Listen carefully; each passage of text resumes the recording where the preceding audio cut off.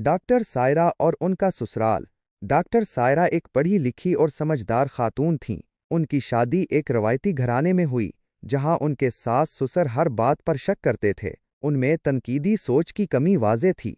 अगर कभी सायरा फ़ोन न उठा पाते तो फ़ौरन ये क्यास आराई शुरू हो जाती कि शायद उनका किसी और के साथ कोई ताल्लुक है। अगर वो अपने शौहर की किसी दिन ज़्यादा देखभाल ना कर पाते तो कहा जाता कि शायद उनकी दिलचस्पी किसी और मर्द में है।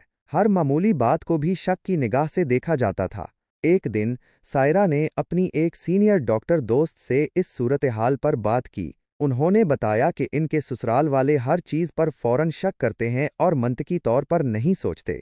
सीनियर डॉक्टर ने बताया कि ये दरअसल प्रेफ्रंटल कॉर्टेक्स की कम सरगर्मी की निशानदही हो सकती है।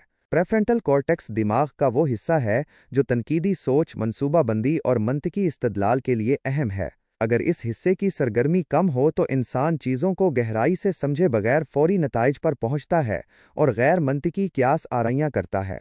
डॉक्टर ने सायरा को मशवरा दिया कि वो अपने ससुराल वालों के साथ एहतियात से पेश आएं और सब्र से काम लें। उन्होंने कहा कि इन्हें समझने की कोशिश करें और उनके ख्यालात को चैलेंज करने के बजाय नरमी से अपनी बात रखें।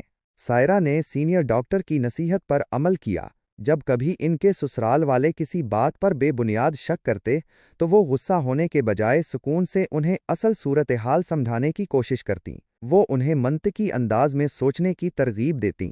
मिसाल के तौर पर, अगर वो फ़ोन ना उठाते तो वो अगली बार वजह बता देते कि वो किसी मरीज को देख रही थीं या किसी ज़रूरी काम में मसरूफ़ थीं। इस तरह धीरे धीरे उनके ससुराल वालों में कुछ बेहतरी आने लगी। वो फौरी शक करने के बजाय अब वजह पूछने लगे थे। इस कहानी का मकसद ये बताना है कि तनकीदी सोच की कमी की एक वजह दिमाग के इस हिस्से की कम फ़ालियत हो सकती है जो मंतकी इस्तदलाल के लिए ज़िम्मेदार है। ऐसे लोगों को गुस्से से जवाब देने के बजाय उनके साथ सब्र और समझदारी से पेश आना ज़रूरी है ताकि इन्हें बेहतर अंदाज में सोचने में मदद मिल सके।